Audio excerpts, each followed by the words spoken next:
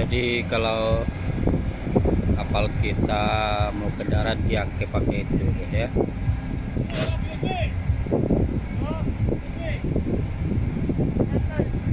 Tuh lagi mau nurunin kapal kayu.